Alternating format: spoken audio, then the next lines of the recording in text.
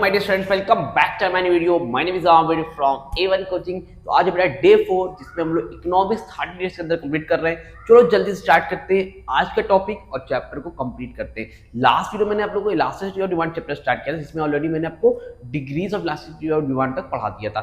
अब आज हम लोग देखेंगे कि methods of price elasticity of demand, मतलब इलास्टिसिटी ऑफ डिमांड को मेजर करने के कितने मेथड होते हैं। ठीक है, तीन मेथड होते हैं। पहला होता है परसेंटेज मेथड, दूसरा होता है टोटल एक्सपेंडिचर मेथड और तो तीसरा होता है उसको हम लोग क्या बोलते हैं, ज्योमेट्रिक मेथड। ठीक है, तो पहला होता है percentage method, second is total expenditure method and third is geometric method. तो तीनों मेथड को हम लोग करेंगे और आज ही इसको भी चैप्टर को भी कंप्लीट करेंगे। सबसे पहले जो लोग बात करेंगे परसेंटेज मेथड की, तो परसेंटेज मेथड अभी जो मैंने आपको डिग्रीज बताई थी ना, वो परसेंटेज मेथड से रिलेटेड थी कि कब आपका ईपी इक्वल टू 0 होगा, कब ईपी लेस देन 1 होगा, कब ईपी ग्रेटर देन 1 होगा। अगर डे 3 वाली वीडियो नहीं देखी है डिस्क्रिप्शन में लिंक है, जाओ जाकर जल्दी से देखो ताकि आप इजीली इसको अच्छे से समझ पाओ। बहरहाल चलो जल्दी स्टार्ट करते हैं। एक बार बता देता हूँ शॉर्ट में। देखो पहला होता है इसमें परसेंटेज मेथड। हम लोग क्या मेजर करना है, कितना चेंज हो रहा है। देखो हम लोगों ने पढ़ा है प्राइस बढ़ता है तो डिमांड क्या होती है, घटती है। प्राइस घटता है तो डिमांड क्या होती है, बढ़ती है। ये आपने भी पढ़ा है, ठीक।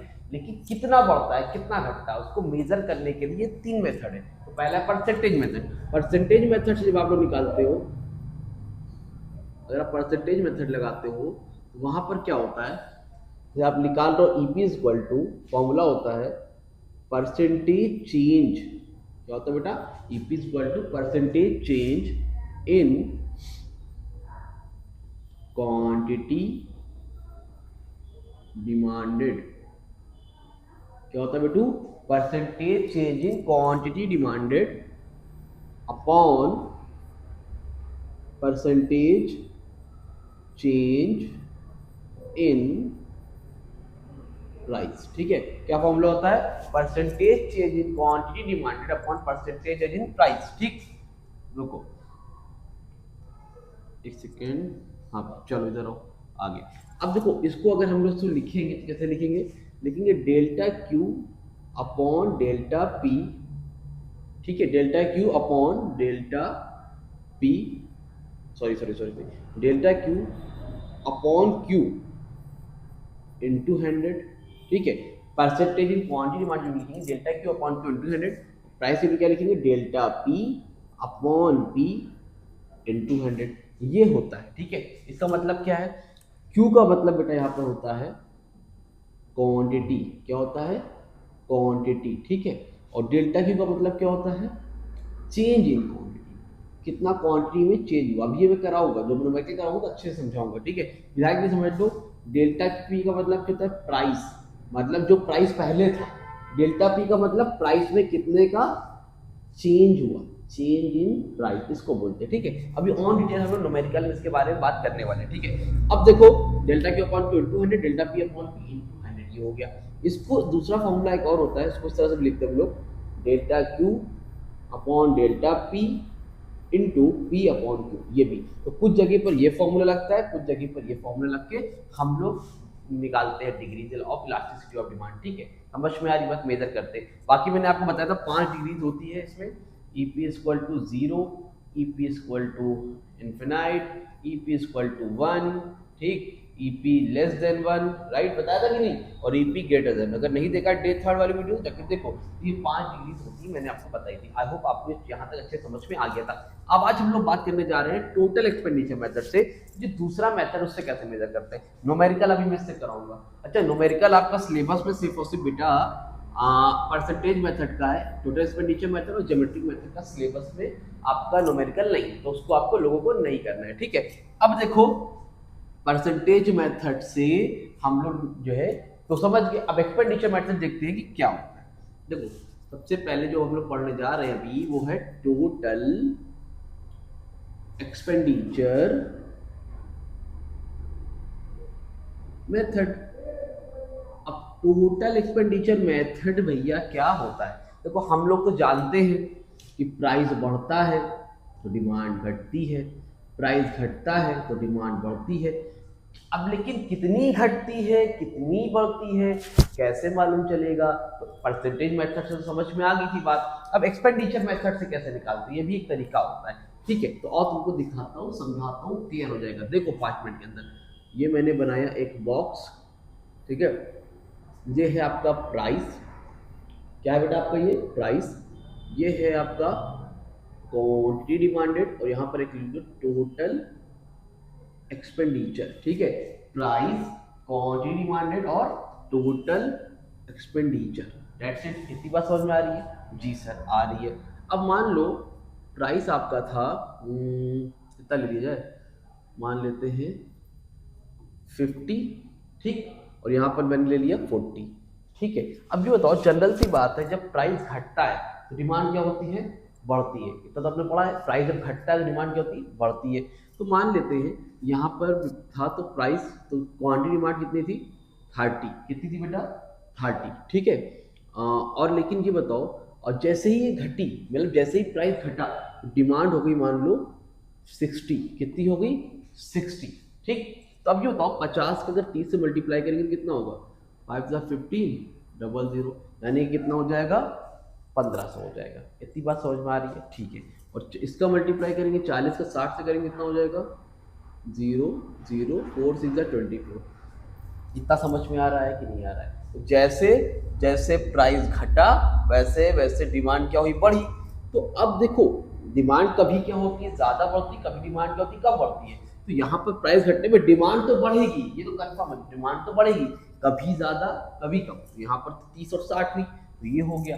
अब यहाँ पर आप देखो, अभी तक आप प्राइस और डिमांड देख रहे थे, अब यहाँ पर एक्सपेंडिचर मेथड है। क्या है? Expenditure method. तो एक्सपेंडिचर मेथड में आप प्राइस और टोटल एक्सपेंडिचर का रिलेशन देखो। किसका देखो? टोटल एक्सपेंडिचर का। तो देखो, जब प्राइस घट रहा है तो डिमांड, एक्सपेंडिचर क्या हो रहा है? बढ़ रहा है। जब प्राइस 50 से 40 हो रहा है तो एक्सपेंडिचर क्या हो रहा है? बढ़ रहा है। एक्सपेंडिचर बढ़ रहा है, जाहिर सी बात है वहां पर क्या होगा? कौन सी डिग्री बनेगी? EP greater then. क्या होगा वहां पर? Highly elastic. अगर ऐसी कंडीशन आ जाए बेटा जहां पर आपका प्राइस घटने पर एक्सपेंडिचर बढ़े, वहां पर क्या होगा? हाईली इलास्टिक होगा। इतनी बात समझ में आ रही है? ठीक है, आगे देखो और क्लैरिटी मिलेगी। नंबर 2 पर ऐसे बनाता हूं। फिर से मान लो यहाँ पर है प्राइस 50, यहाँ पर है क्वांटिटी डिमांडेड, और यहाँ पर है टोटल एक्सपेंडिचर। ठीक, यहाँ पर प्राइस लिख लो, प्राइस। अब 50 और 40। ठीक, अब प्राइस क्या हो रहा है? घट रहा है। डिमांड भी क्या होती है? घटती बढ़ती, जाहिर सी बात है। मान लो डिमांड आपकी थी 40। कितनी थी डिमांड भैया आपकी? 40।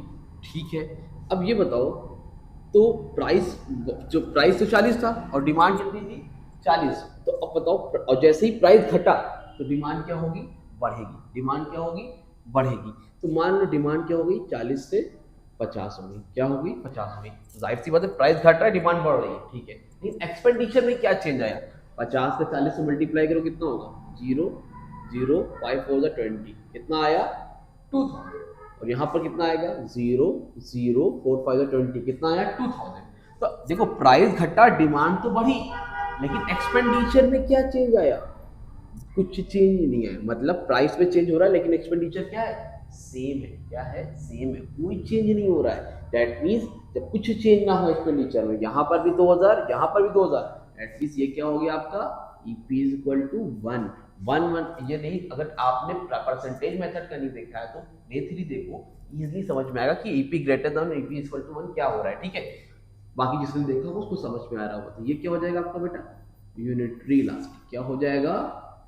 यूनिटरी इलास्टिक डिमांड हो जाएगा। इतनी बात समझ में आ रही है? ठीक है, तीसरा देखो, ये निकालने का तरीका है। अगर एक्सपेंडिचर बढ़ रहा है, प्राइस घटने पर एक्सपेंडिचर बढ़ रहा है, हाईली इलास्टिक। प्राइस घटने पर एक्सपेंडिचर सेम है, कांस्टेंट है, तो क्या होगा? Unitary elastic. और तीसरा क्या है? ये है आपका प्राइस, ये है आपका क्वांटिटी डिमांडेड, ये क्या है आपका बेटा? Total expenditure. राइट, तो प्राइस था मान लो 50। ठीक है, 50 था ही, और यहाँ पर कितना था? 40। ठीक है, तो अब ये बताओ, ले लो क्वांटिटी डिमांड कितनी थी? आप ले लो 40। ठीक है, और यहाँ पर कितने थे, मान लो 45। ठीक है, तो अब ये बताओ, अगर हम लोग प्राइस घट रहा है, डिमांड तो यहाँ भी बढ़ रही है, राइट, प्राइस घट रहा है, डिमांड बढ़ रही है, लेकिन एक्सपेंडिचर में क्या चेंज आ रहा है, 50 का 40 से मल्टीप्लाई करो कितना आएगा, 2000, और 40 का 45 से मल्टीप्लाई करेंगे कितना आएगा, हाँ, 9 में कैलकुलेटर से निकाल लेता हूँ यार, इतनी मेहनत करने से तो अच्छा ही है।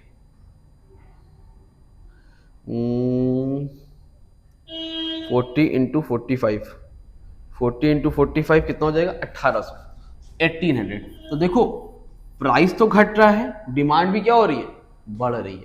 प्राइस तो घट रहा है, डिमांड क्या हो रही है, बढ़ रही है, लेकिन एक्सपेंडिचर क्या हो रहा है, घट रहा है। जब एक्सपेंडिचर बढ़ा, ईपी ग्रेटर देन 1, जो एक्सपेंडिचर सेम था ईपी इज इक्वल टू 1, और जो एक्सपेंडिचर कम हुआ तो वो क्या है, ईपी लेस देन 1। क्या है बेटा, EP less than 1, that means ये क्या हो गया आपका, इनइलास्टिक। क्या हो गया, इनइलास्टिक। इज दैट क्लियर, समझ में आया। तो जब प्राइस चेंज होने पर देखो तीनों में प्राइस घटा भी है और तीनों में डिमांड बढ़ी भी है, लेकिन किसी में ज्यादा बढ़ी, किसी में कम बढ़ी, किसी में और कम बढ़ी। तो जब एक्सपेंडिचर बढ़े हाईली इलास्टिक, एक्सपेंडिचर कांस्टेंट रहे यूनिटरी इलास्टिक, और एक्सपेंडिचर अगर घट रहा हो तो इनइलास्टिक। इसका कर्व कैसे बनेगा वो भी देख लो, तो एक टॉपिक पूरा क्लियर हो जाएगा। इसको रफ करें, चलो कर्व कैसे बनता भैया, ये आपने लिया, फिर आपने इधर लिया, ठीक है, ये हो गया आपका एक्स एक्सिस, ये हो गया बाबू आपका वाई एक्सिस। इधर साइड ले लो आप लोग प्राइस, इधर साइड ले लो ओरिजिन पॉइंट, और यहाँ पर क्या लोगे, एक्सपेंडिचर, टोटल एक्सपेंडिचर।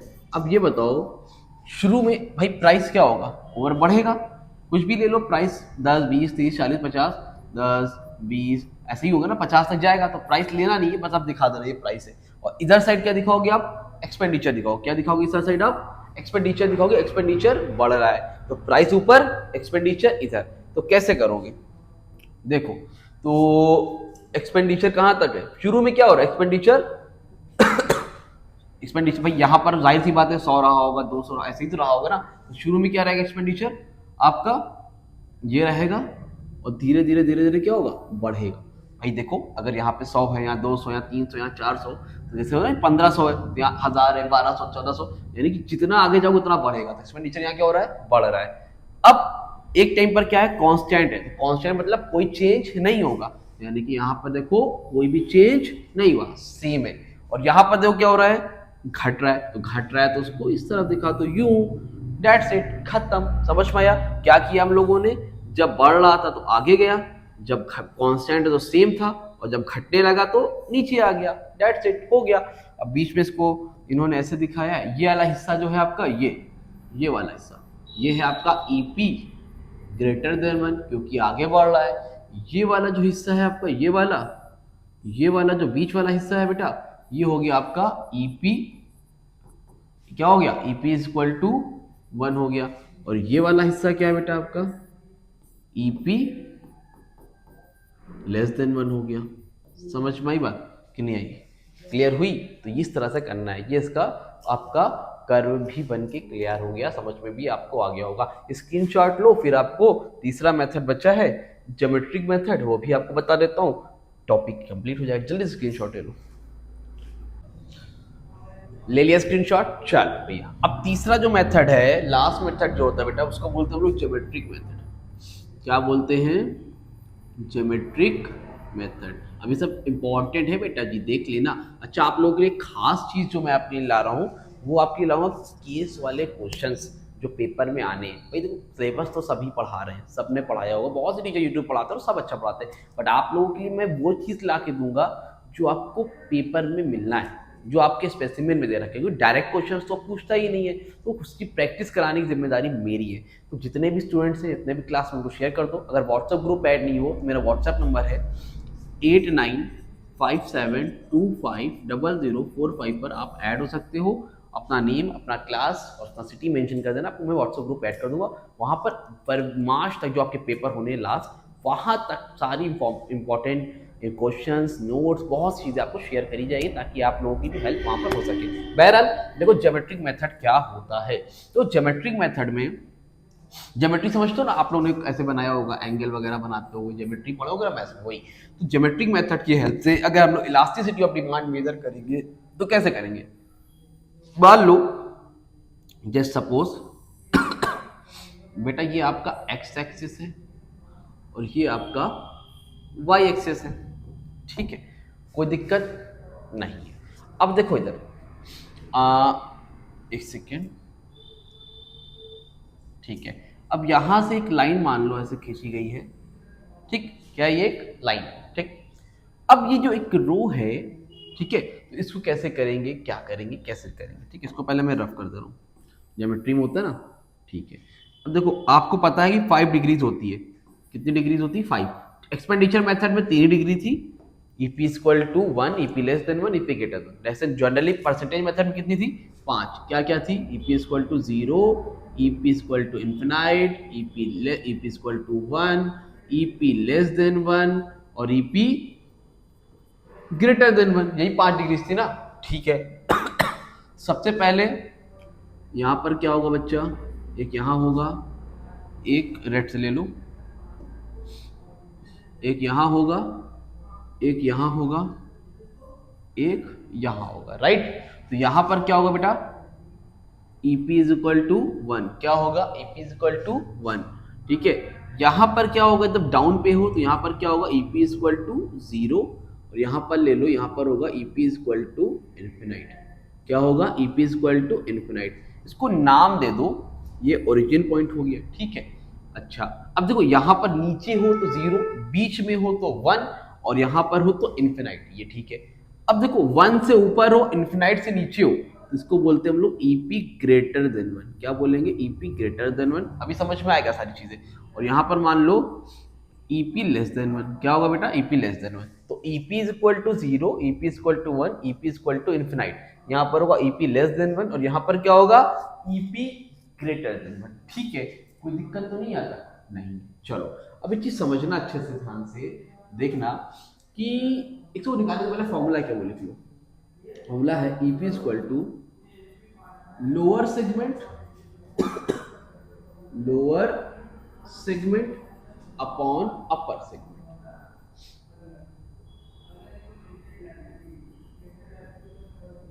ठीक है। क्या होता है, एक सेकंड रुकना बस, lower segment upon upper segment, ठीक है, ठीक है, ये एस बना भी है, ठीक है, समझ लेना एस बना है, lower segment upon upper segment, clear. अब क्या होता है समझो, जैसे कि आपकी रो दे रखी है, अगर आपका यहां पर आएगा तो वो ईपी इक्वल टू 0 होगा, अगर यहां पर आएगा तो ईपी क्या होगा, लेस देन 1 होगा, यहां पर होगा तो ईपी इक्वल टू 1 होगा, यहां पर आपका आएगा तो ईपी ग्रेटर देन 1 होगा, यहां पर आएगा तो क्या होगा, ईपी इक्वल टू इन्फिनाइट होगा। समझने के लिए, थोड़ा सा इजी करने के लिए हम लोग मान लेते हैं, लेट सपोज दैट जो लाइन आपकी है ये, इसको नाम दे दो, नाम दे दो, क्या नाम देते भाई, और नाम दे देते हैं, इसको दे दो पॉइंट ए, ये है आपका बी, ये है आपका सी, ये है आपका डी और ये क्या है आपका ई, ठीक, ये आपका ए, ठीक है, ये है A B C D E, ठीक। अब निकालो EP equal to lower segment upon upper segment, ठीक। तो अब हम पहले सबसे पहले इसका निकालेंगे, तो इसका जो है ये बताओ लोअर सेगमेंट क्या होगा, यहां से लेके यहां तक, यहां से लेके यहां तक। और मान लो ये जो पूरी लाइन है, ये जो रो है, लेट सपोज लिख लेना वहां पर, ये मानने के लिए बताओ, let suppose total length is 8 centimetre. कितने सेंटीमीटर मान लिया बेटा हम लोगों ने, 8 सेंटीमीटर। तो मान लो ये इतना हिस्सा 2 हो गया, ये 2 हो गया, ये 2 हो गया, 2 हो गया। कोई जरूरी नहीं है कि आप 8 मानो, आप जो अपने हिसाब से मान सकते हो, ठीक है। मैंने 8 मान लिया, 2 2 2 2, ठीक।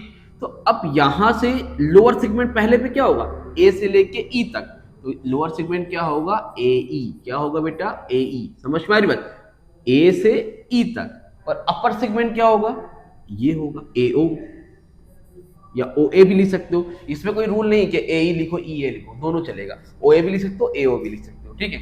तो अब बताओ लोअर सेगमेंट क्या है भाई, लोअर सेगमेंट क्या है आपका 8, लोअर सेगमेंट क्या है 8, तो वो 4 चाहिए, यहां तो पूरा 8। और अपर सेगमेंट क्या है, क्या है, कुछ भी नहीं है, 0। और अगर 0 से हम लोग किसी को डिवाइड करते हैं तो हमेशा क्या आता है, इन्फिनाइट आता है। कितना आता है, इन्फिनाइट आता है। और इसीलिए ये क्या है आपका ये वाला point, EP equal to infinite है। बात समझ में आई, ठीक है। आगे देखो और क्लैरिटी मिलती जाएगी। अब देखो दूसरा निकालो, ईपी इक्वल टू, फॉर्मूला क्या है, lower segment upon upper segment. अब देखो यहाँ पर लिख लो, यहाँ पर लिख लो ईपी एट पॉइंट, कहाँ पर था ये, ए पर। अब यहाँ पर लिख लो ईपी एट पॉइंट, ये वाले पॉइंट पर, point B, EP at point B पर। अब बता लोअर सेगमेंट क्या है, यहां से लेकर पॉइंट बी पर, बी से लेकर ई तक, बीई। क्यों भाई, यहां से बी पे था, यहां तक बीई। और अपर सेगमेंट क्या होगा, अब यहां से लेके यहां तक होगा, यहां से लेके यहां तक, क्योंकि अब ऊपर जाओगे ना, ऊपर जाओगे नहीं जाओगे, तो यहां पर क्या होगा, ए बी, या फिर आप बी ए भी लिख सकते हो। तो अब बताओ बीई कितना था आपका, यहां से लेके यहां तक 6, और बेटा ए बी कितना था यहां से लेके यहां तक 2। तो अगर 6 को 2 से डिवाइड करेंगे कितना आएगा, 3 आएगा। कितना आएगा, 3 आएगा। और 3 का मतलब क्या है, 1 से ज्यादा आ रहा है। तो ये जो ईपी इक्वल टू 0 आया, ये इन्फिनाइट यानी कि इक्वल टू इन्फिनाइट, यानी कि क्या आया था, ये परफेक्टली इलास्टिक डिमांड आया था। क्या आया था, परफेक्टली इलास्टिक। और यहां पर क्या आया, 3 आया, यानी कि ये क्या हो गया आपका, हाईली इलास्टिक। क्या हो गया बेटा, ये आपका हाईली इलास्टिक डिमांड। इतना समझ में आया, क्लियर है। बस एक मिनट रुकना आप, चलो आपको इसी पेज पे दिखाना चाह रहा हूं ताकि आपको इधर जाना ना पड़े। अब तीसरा क्या है, दूसरे कलर से ले लूं, चलो देखो ईपी एट पॉइंट, देखो पॉइंट ए हो गया, पॉइंट बी हो गया, पॉइंट सी पे निकाल लो, EP at point C. Point C पे जाओगे बच्चा तो क्या होगा, ऊपर लोअर सेगमेंट अपॉन क्या होगा, अपर सेगमेंट, लोअर सेगमेंट और अपर सेगमेंट। आप फुल फॉर्म यूज करना, यूएस और एलएस लिख के मत चले आना, ठीक है भाई साहब। चलो तो लोअर सेगमेंट पॉइंट सी पे, यहां से लेके यहां तक 2 4, तो लोअर सेगमेंट कितना होगा बेटा 4, और अपर सेगमेंट क्या होगा 2 और 2 कितना हो गया 4, और 4 से 4 को कट करोगे बेटा जी तो कितना आएगा 1। तो ये क्या हो गया, EP equal to 1। EP equal to 1 का मतलब क्या होता है, यूनिटरी इलास्टिक। क्या होता है, यूनिटरी इलास्टिक। That's it. इतनी समझ में आई बात कि नहीं आई। तो ये हो गया एट पॉइंट ए पे, पॉइंट बी पे, एट पॉइंट सी पे। इसको हम लोग बोलते हैं यूनिटरी इलास्टिक। क्यों बोलते हैं, क्योंकि यहाँ पर 1 आ रहा है, जब 1 से ज्यादा आया तो हाईली इलास्टिक था, इन्फिनाइट आया तो क्या था आपका, इलास्टिक था।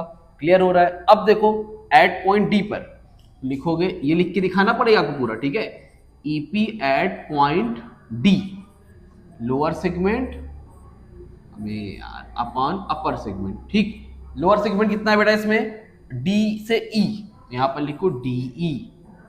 और ये क्या है, अपर सेगमेंट क्या है, एडी, ठीक है। तो डीई कितना है बेटा जी, डीई कितना है 2, और अपर सेगमेंट क्या है बेटा जी, यहां से लेके यहां तक 2 4 6, और 6 को 2 से डिवाइड कर दो तो कितना आएगा, आओ करें भाई, कैलकुलेटर अपना जिंदाबाद।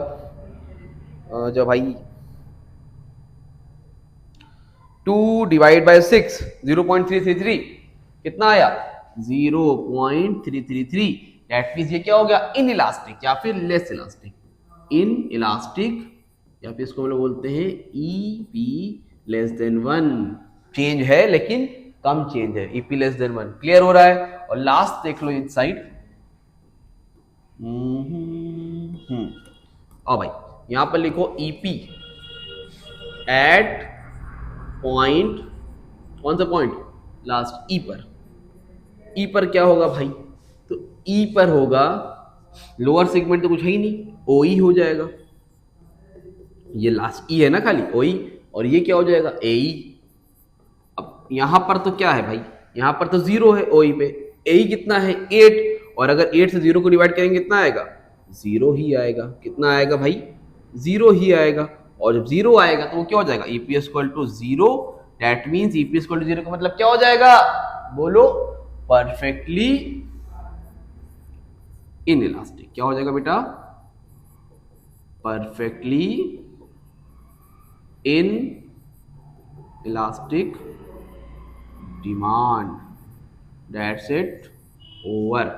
इस तरह से करना होता है। ये आपका हो गया ज्योमेट्रिक मेथड। आई होप आपको यहाँ तक अच्छे से समझ में आ गया होगा। स्क्रीनशॉट वगैरह लेना है तो ले लो जल्दी से, फिर आपको आगे बताता हूँ, चैप्टर को एंड की तरफ लेके चलते हैं। जल्दी स्क्रीनशॉट लो, जो कि है factors affecting elasticity of demand, और इंपॉर्टेंट टॉपिक इसको देख के जाना। पेपर में अक्सर 5 नंबर का पूछ सकता है, पूछता था पहले बहुत ज़्यादा, जब से केस स्टडी बन रहा है तो चांसेस कम है, बट पूछने के चांसेस तो बने रहेंगे, इसलिए पढ़ के जाना। और कोई डाउट हो तो कमेंट सेक्शन में कांटेक्ट कर लेना, ठीक है। बहरहाल सबसे पहले बात करते हैं, अच्छा किसी ने अभी तक किसी को नोट्स वगैरह चाहिए तो आपको बता दो, डिस्क्रिप्शन में ऐप का लिंक है, ऐप डाउनलोड करो, वहां से नोट्स मिल जाएगा। नहीं व्हाट्सएप ग्रुप ज्वाइन कर लो, जैसे कि मैंने आपको पहले ही अपना नंबर दे रखा है, ठीक है। कहीं से भी कर लो, ऐप भी जरूर से डाउनलोड कर लो, वहां पर आपको फ्री टेस्ट पेपर वगैरह बहुत सी चीजें अवेलेबल है जो आपको मिल जाएगी, ठीक है। तो ऐप को डाउनलोड कर लेना जरूर से, ठीक। चलो देखो, नंबर 1 पर है नेचर ऑफ द कमोडिटी।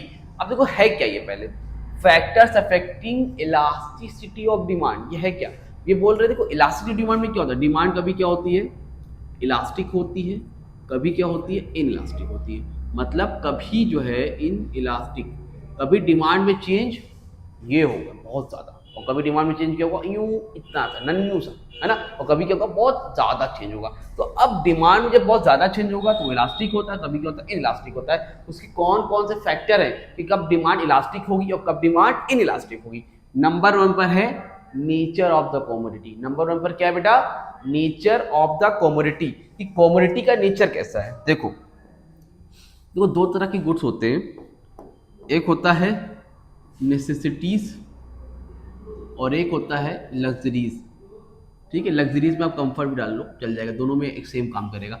एक समान गुड्स है नेसेसिटीज टाइप की और दूसरा है लग्जरीज है कंफर्ट टाइप की।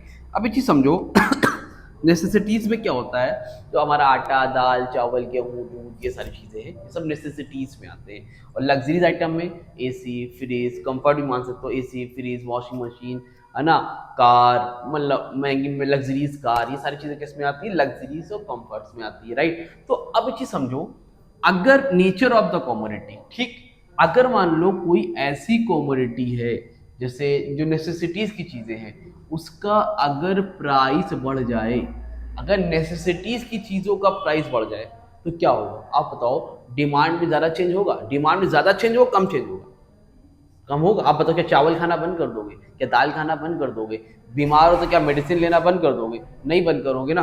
तो वहां पर क्या होगा, प्राइस बढ़ेगा तो डिमांड क्या रहेगी, प्राइस बढ़ेगा तो डिमांड क्या रहेगी, वहां पर सोच के बताओ, जल्दी बताओ क्या रहेगी, डिमांड वहां पर कम चेंज होगी, तो वहां पर क्या रहेगी, लेस इलास्टिक, क्या रहेगी, लेस इलास्टिक। क्योंकि आपकी जो नेसेसिटीज की चीजें वहां पर डिमांड क्या रहेगी, लेस इलास्टिक। और जो लग्जरीज चीजें हैं उसका प्राइस कम ज्यादा हो जाए, मान लो प्राइस कम हो गया लग्जरीज, तुरंत दौड़ते हुए झपटोगे, अरे भैया खरीद ले क्या, खरीद ले क्या, खरीद ले क्या, सस्ता हो गया, आईफोन सस्ता मिल रहा, चलो खरीदते हैं। लेकिन आईफोन महंगा हो गया, कहोगे नहीं भैया एंड्रॉइड से काम चला लेंगे। कहने का मतलब जब लग्जरीज चीजें सस्ती होती है तो लोग तुरंत जाते हैं, महंगी होती है तो लोग लेना बंद कर देते हैं। लेकिन नेसेसिटीज की चीजों में लेना है तो लेना है भैया, कोई रास्ता नहीं, तो वहां डिमांड लेस इलास्टिक है। हो सकता है 1 किलो की जगह 3 पाव लेने लगो, लेकिन थोड़ा सा चेंज होगा, लेकिन यहाँ पर ज्यादा चेंज होता है। यहाँ पर क्या होता है बेटा, इलास्टिक होता है।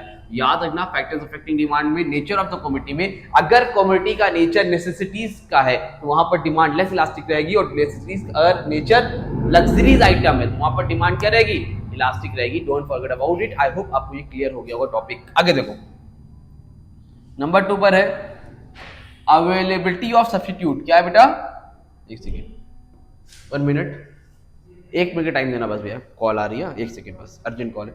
हेलो, हाँ बताएं, ठीक है भैया, चलो कंटिन्यू करते हैं। अवेलेबिलिटी और सब्स्टिट्यूट के बाद नंबर 2 पर है बेटा हमारा आपका, sorry, availability of substitute. Substitute का मतलब क्या होता है, जिसका सब्स्टिट्यूट अवेलेबल हो। मतलब जैसे मान लो, जैसे एग्जांपल मान लो पेप्सी है, क्या है, पेप्सी है। अगर पेप्सी का सब्स्टिट्यूट अवेलेबल है, जैसे कोक अवेलेबल है, ठीक है, तो अगर कोई भी चीज़ है, टी है, कॉफ़ी है, कोई भी ऐसी चीज़ है जिसका दूसरा सब्स्टिट्यूट अवेलेबल, तो फिर डिमांड में बहुत ज़्यादा फर्क आता है। मतलब मान लो पेप्सी थी, पेप्सी का प्राइस बढ़ गया, तो लोग क्या करेंगे, कोक पीना स्टार्ट कर देंगे, कहेंगे हटाओ पेप्सी नहीं पीना है, कोक पिएंगे, बहुत हो गया, बहुत ज़्यादा हो गया। जब सब्स्टिट्यूट अवेलेबल होता है ना इंसान के पास, तो फिर वो दूसरे के भागता है, ठीक है। लेकिन जब इंसान को सब्स्टिट्यूट अवेलेबल नहीं होता है तो फिर वो नहीं जाता। तो उसी तरह यहाँ पर क्या है, पेप्सी क्या है और यहाँ पर क्या बेटा, कोक है। तो पेप्सी का प्राइस बढ़ा तो लोग क्या करें, कोक पीना स्टार्ट कर दिए। तो डिमांड क्या रहेगी यहाँ पर, हाईली इलास्टिक रहेगी। अगर हाईली इलास्टिक, अगर सब्स्टिट्यूट अवेलेबल है तो डिमांड क्या रहेगी, हाईली इलास्टिक रहेगी। लेकिन अगर मान लो सब्स्टिट्यूट अवेलेबल नहीं है तो डिमांड क्या रहेगी, लेस इलास्टिक रहेगी। मतलब मान लो पेप्सी है, अब पेप्सी है तो पेप्सी है भैया, मार्केट में और कोई कोक ना कोक है ना कैंपा है, कुछ नहीं, बस पेप्सी है, पीना है तो पियो, तो मजबूरी है, प्राइस बढ़ेगा तब भी पियोगे, तो डिमांड वहां पर लेस इलास्टिक रहेगी। सब्स्टिट्यूट अवेलेबल नहीं रहेगा तो डिमांड लेस इलास्टिक रहेगी, लेकिन सब्स्टिट्यूट अवेलेबल रहेगा तो डिमांड इलास्टिक रहेगी। ठीक। Number third, number of uses. Number of uses क्या होता है? कोई भी ऐसी चीज जिसके नंबर ऑफ यूजेस ज्यादा हो, just like example milk. Milk है, अगर इसके नंबर ऑफ यूज ज्यादा होते हैं, मिल्क से दूध तो रहता ही है, दही बनती है, पनीर बनता है, खोआ बनता है, मिठाई बनती है, बहुत सी चीजें बनती है, ठीक है, मिल्क शेक, बादाम शेक, सब कुछ बना के पियो मिल्क से। तो अब मान लो मिल्क का प्राइस कम हो जाए तो डिमांड में चेंज आएगा, आएगा। डिमांड क्या हो जाएगी? हाईली इलास्टिक रहेगी, यानी कि इलास्टिक रहेगी। क्यों? क्योंकि लोग कहेंगे भैया अब बाहर से थोड़ी ना पियेंगे बनाना शेक बना के, हम लोग घर में ही बना के पी लेंगे, तो वहां पर डिमांड क्या रहेगी? हाईली इलास्टिक रहेगी। क्या रहेगी? हाईली इलास्टिक रहेगी, राइट। लेकिन अब फोर्थ है possibility of postpone.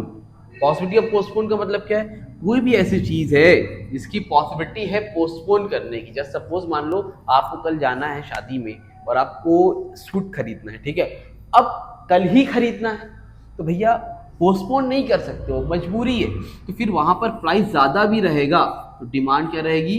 Less elastic, क्योंकि हम चेंज कर ही नहीं सकते ना, हमें कल का कल ही चाहिए।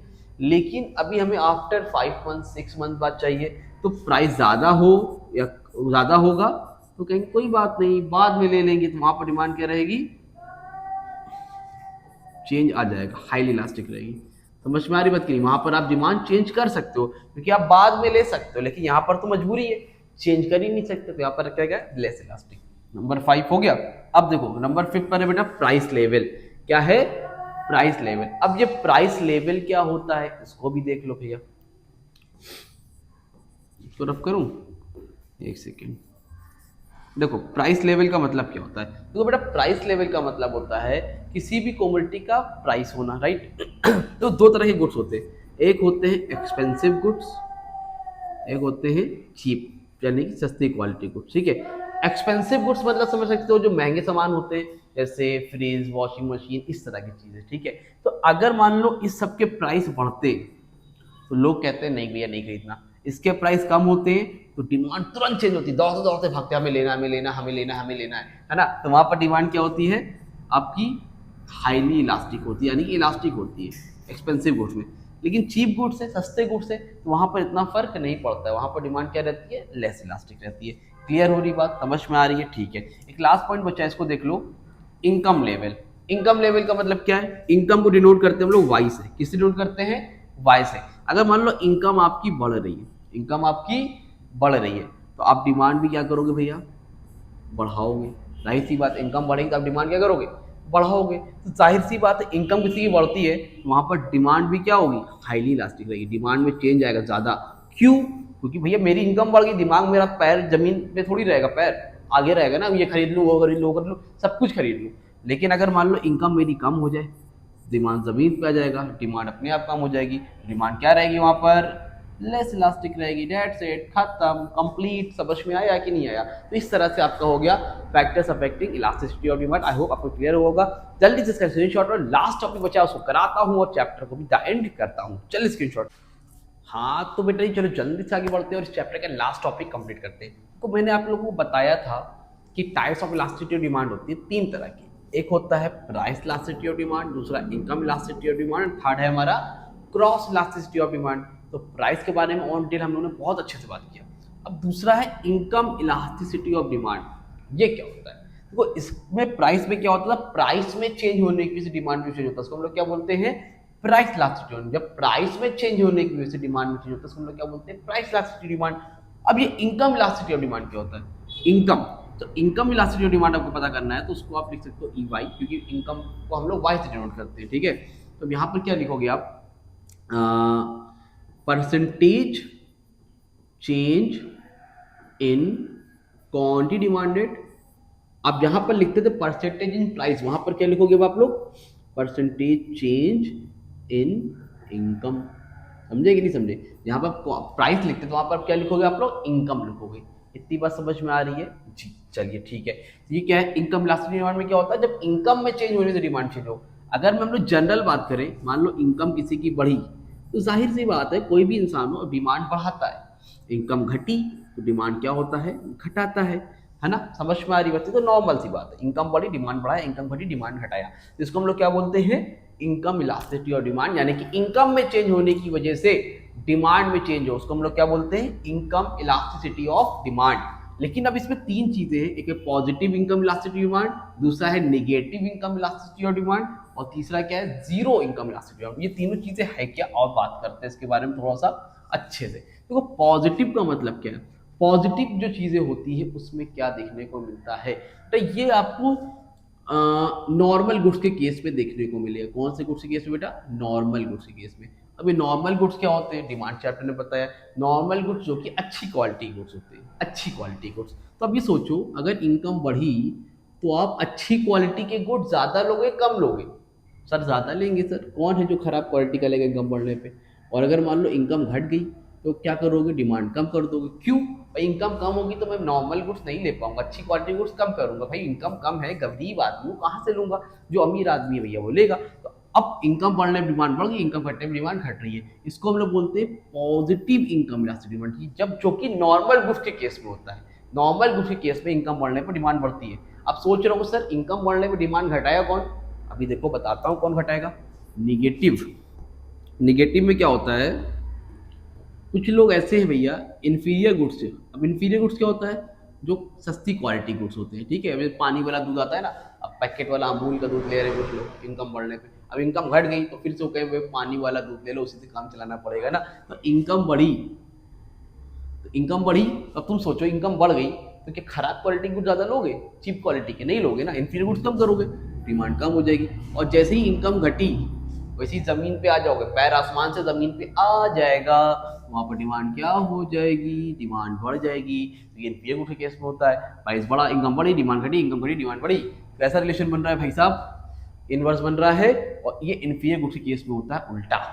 और जीरो इनकम इलास्टिसिटी डिमांड का मतलब क्या है, जीरो में क्या होता है, जीरो समझते हो, ये तो पॉजिटिव इनकम इलास्टिसिटी डिमांड है, ये नेगेटिव इनकम इलास्टिसिटी डिमांड है, और ये तीसरा वाला क्या है, जीरो इनकम इलास्टिसिटी डिमांड। इसमें क्या होगा, ये इसमें तो कोई फर्क, इनएक्सपेंसिव गुड्स है, मतलब इनकम बढ़ी, अब मैच बॉक्स माचिस के डिब्बा सब में क्या दिक्कत है, कोई दिक्कत है, मैच इनएक्सपेंसिव गुड्स के केस में होता है ये इनएक्सपेंसिव गुड्स।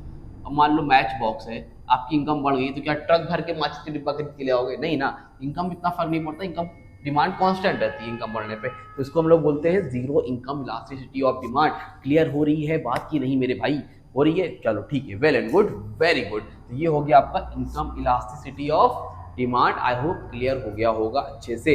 अब बात करते हैं, लास्ट है हमारा cross elasticity of demand. Last क्या बेटा हमारा, क्रॉस इलास्टिसिटी ऑफ डिमांड, ठीक। इनकम के बाद जो हमारा लास्ट है वो है क्रॉस इलास्टिसिटी डिमांड। अब क्रॉस का मतलब क्या होता है पहले समझो, फिर इसको समझाता हूँ, चैप्टर को खत्म करता हूँ।